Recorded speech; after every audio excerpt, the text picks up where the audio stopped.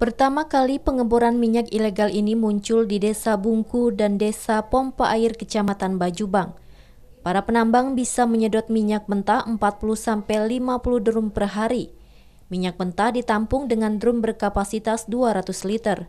Hasilnya berkisar 8.000 sampai 10.000 liter dengan harga jual Rp300.000 per drum.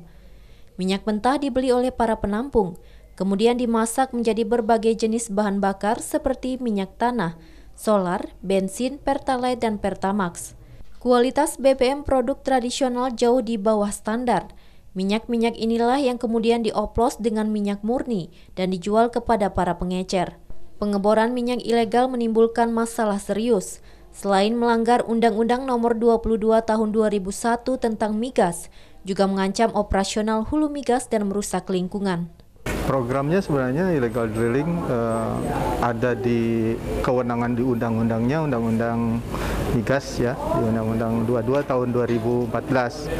Terkait dengan Undang-Undang 32 itu melihat dampaknya gitu. Karena dampak kegiatan illegal drilling merupakan kegiatan yang tidak berizin, kemudian posisi lingkungan itu menjadi tindak lanjut dari kegiatan-kegiatan yang memang tidak sesuai dengan kaidah-kaidah atau prosedur bagaimana mengelola atau melakukan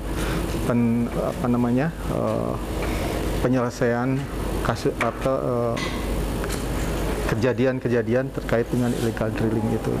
Dampak negatif pengeboran minyak ilegal sangat besar.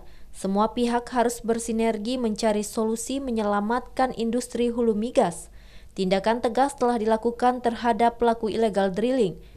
Tahun 2018 ditetapkan 168 tersangka, 2019 ada 248 tersangka, dan 2020 ditetapkan 386 tersangka.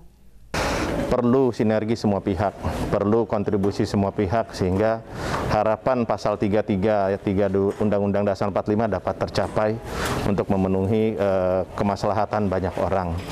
Dan tentunya kalau kita lihat juga bagaimana kita mengharapkan agar pemerintah ini dapat segera mengeluarkan aturan-aturan untuk kegiatan illegal drilling ini sehingga ada kejelasan ini akan dibawa ke arah mana.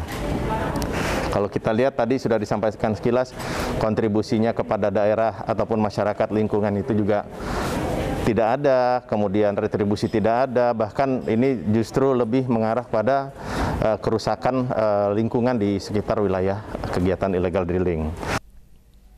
Dalam penanganan illegal drilling diperlukan peran masing-masing sektor dan sinergi semua pihak. Pemerintah harus segera mengeluarkan aturan pengeboran minyak ilegal. Andri Wijaya, TVRI Jambi melaporkan.